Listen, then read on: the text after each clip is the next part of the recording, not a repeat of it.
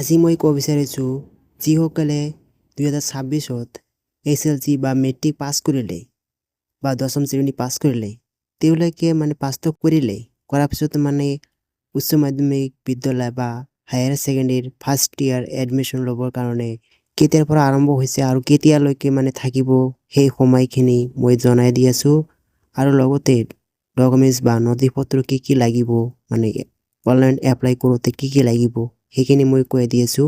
ভিডিঅ'খন প্ৰথম পৰা শেষলৈ চাই থাকক আৰু মোৰ চেনেলটো প্ৰথমভাৱে দেখি আছে তো এটা লাইক কৰি দিব আৰু চেনেলটো ছাবস্ক্ৰাইব কৰি দিব আৰু নেক্সট ভিডিঅ' পাবলৈ হ'লে মোক ছাপোৰ্ট হেল্প কৰিব ঠিক আছে। তো এতিয়া মই ক'ব বিচাৰিছোঁ কেনেকৈ এইটো চাব পাৰে ঠিক আছে। ইয়াতে চাওক to apply online for Assam SS first year admission 2026 to 27 through the Darpan portal. The admission portal is live for all student ঠিক আছে। এই Darpan portal যি আছে ইয়াৰ মাধ্যমে সকলো ষ্টুডেণ্ট এপ্লাই কৰিব লাগিব ঠিক আছে।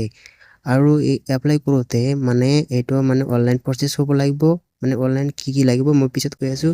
ইয়াতে আৰম্ভ হৈছে 12 এপ্ৰিল 2026 পৰা শেষ সময় 22 এপ্ৰিল 2026 লৈকে এই এপ্লাই প্ৰচেছ অনলাইন আবেদন কৰিব পাৰিবে হ'ব ঠিক আছে।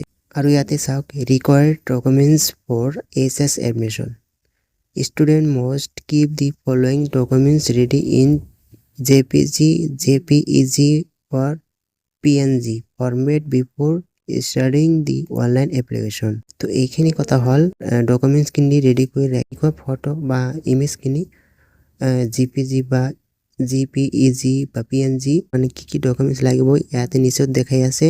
তো সেই ডকুমেণ্টছখিনি যি ফৰমেটৰ ভৰাই এটা এপ্লাই কৰিব লাগিব ঠিক আছে।